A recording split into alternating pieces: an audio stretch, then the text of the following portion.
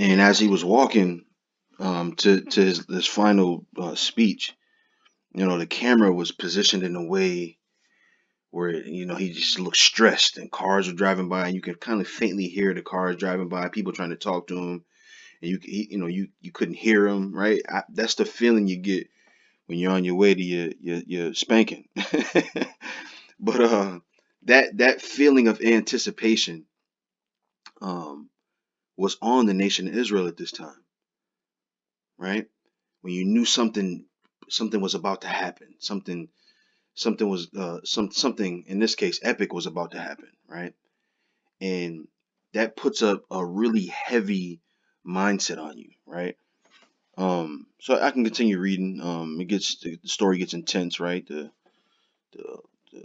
Pharaoh starts to follow them, and it's an exciting story when you read it. I don't mean to be dismissive of it.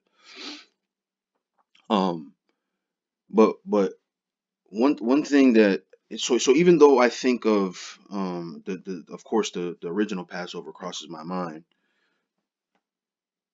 Um, what I think about mostly is the Lord Yahweh Passover, right?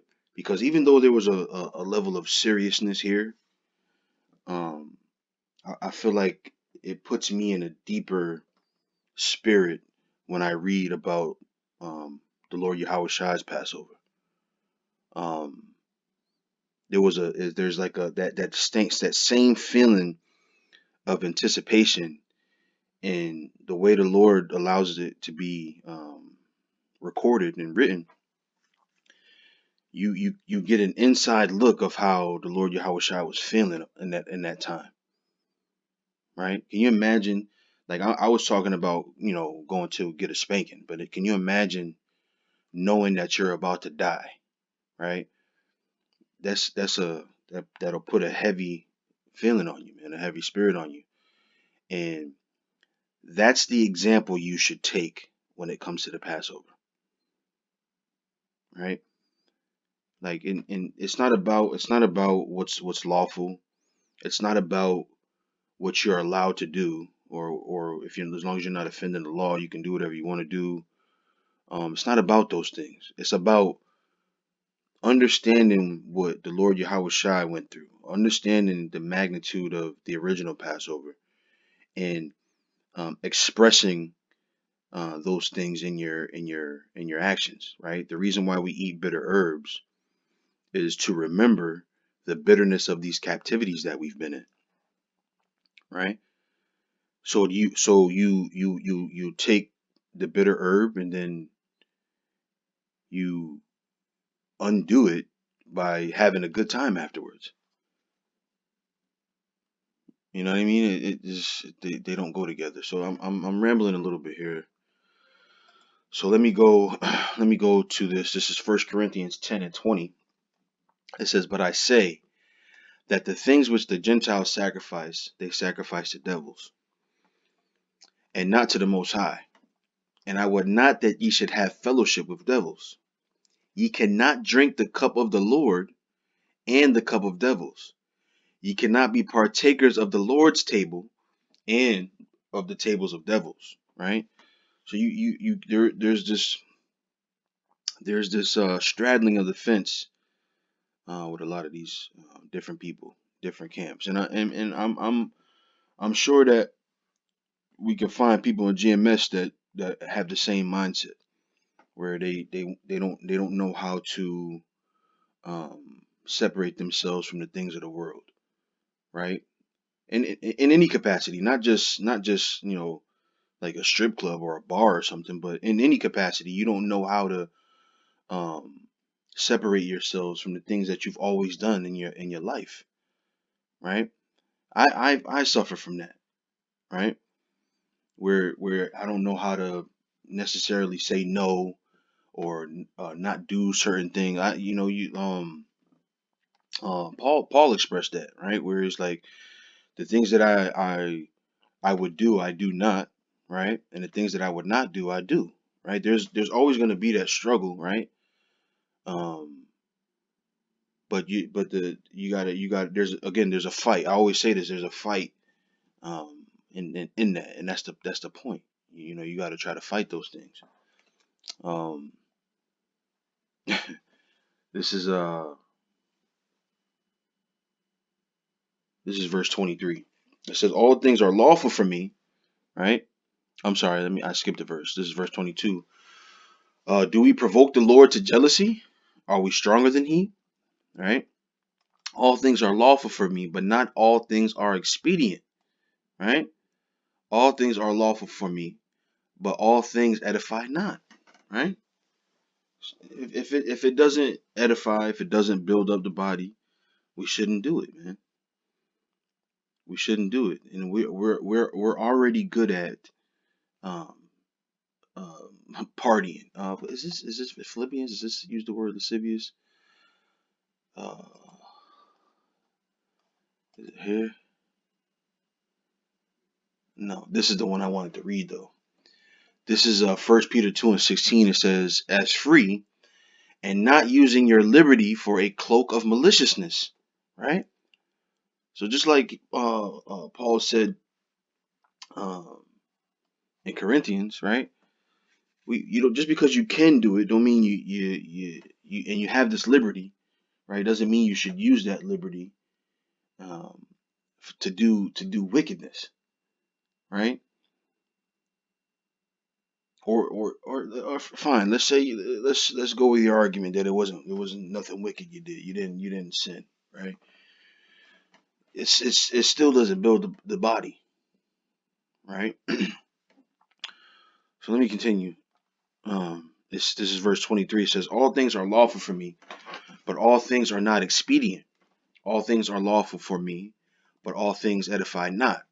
Let no man seek his own, but every man another's wealth." Right? So don't we got this spirit, not we. I say we loosely. I'm just saying, I'm speaking in general. The spirit of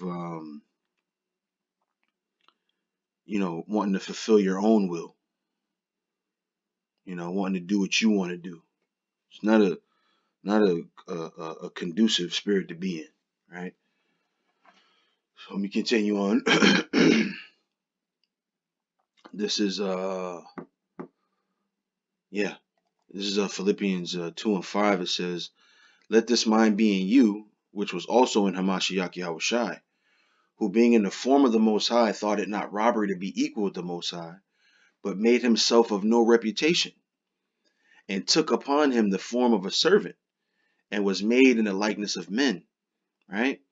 So he humbled himself, right? Imagine, I always say this, imagine if the Lord Yahushua took the stance of, "I'm going to do what I want to do. People telling me how I'm going to live, but I'm going to do what I want to do." You know, it wouldn't have worked out well for us, would it? Being found in fashion as a man, he humbled himself and became obedient unto death, even the death of the cross.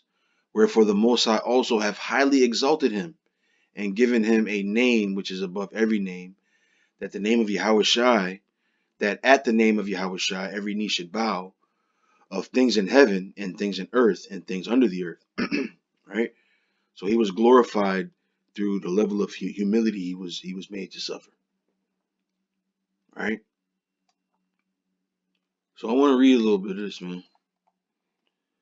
I was gonna jump up a little bit. Um,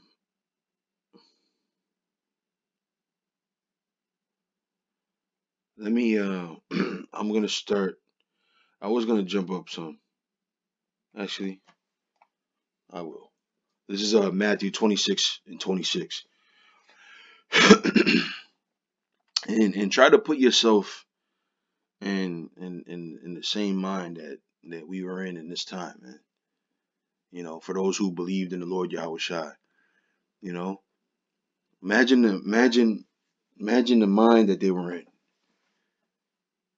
You know, it says, "And as they were eating, Yahushua took bread and blessed it and brake it and gave it to the disciples and said, 'Take, eat, this is my body.' And he took the cup and gave thanks and gave it to them, saying, 'Drink ye all of it. For this is my blood of the New Testament, which is shed for many for the remissions of sin.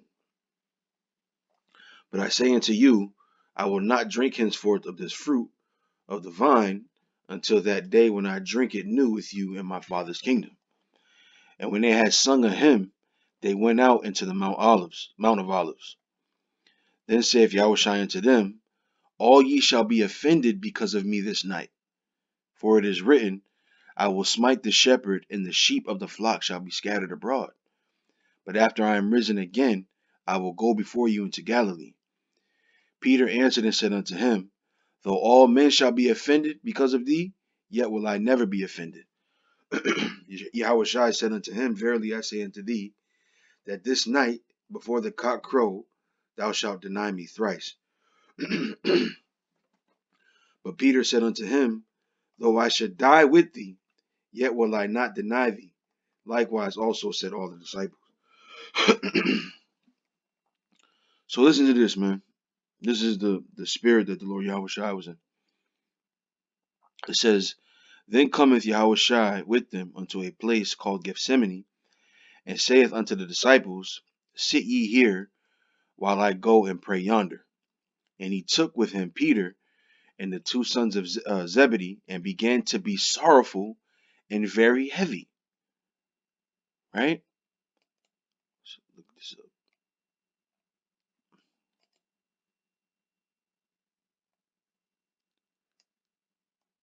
It says, to make sorrowful, to affect with sadness, cause grief, to throw into sorrow, to grieve, offend, to make one uneasy, right? Cause him a scruple. Look, to distress, reflexively or passively, to be sad, cause grief, grieve, be in heaviness, right?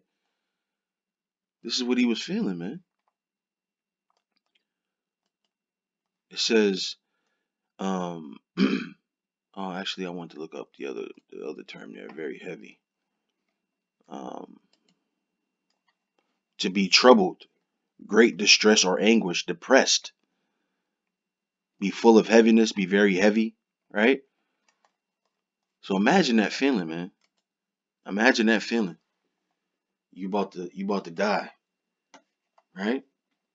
Then saith he unto them, my soul is exceeding sorrowful, even unto death. Tarry ye here and watch with me. And he went a little further and fell on his face and prayed, saying, O my Father, if it be possible, let this cup pass from me. Nevertheless, not as I will, but as thou wilt. And I get mad, man, because he didn't want to do this. He didn't want to do it, and the least you could do is just honor it for a day, man. God damn. Yeah, you can't go a day without doing some weirdo shit, man. Just one day, you know. It says, and he cometh unto his disciples and findeth them asleep, and saith unto Peter, what? Could ye not watch with me 1 hour?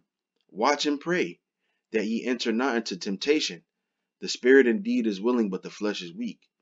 He went away again the second time and prayed, saying, O my Father, if this cup may not pass away from me except I drink it, thy will be done. And he came and found them asleep again, for their eyes were heavy. And he left them, and he went away again and prayed the third time, saying the same words. Then cometh he to his disciples and saith unto them, sleep on now and take your rest. Behold, the hour is at hand, and the Son of Man is betrayed into the hands of sinners. Rise, let us be going. Behold, he is at hand that doth betray me. And yeah, you just imagine this, man. You got to put yourself in this state, man. This truth of ours is not a hobby, man. It's not something that we just do on the side. You got your life in the world. You do whatever you do, right? You got your job, your family, whatever, and then this is just something you do on the side. No, it's the other way around, man. This is your life, and all the other things that you do are things on the side, and that's the way you need to approach it, man. You know. And again, maybe they apologize. Maybe they were sincere in their apology. Um, but these things have to be said, right? I don't say this putting myself in a position of being better than somebody else, but you know, I'm just trying to do my part as well. All right. So with that, give all praises to Yahweh Bashim Yahweh Shai Bashim Rachak Wadash. Double honors to the apostles and elders of Great Millstone. Honor and salutations to the hopeful elect. And with that, I say Shalom.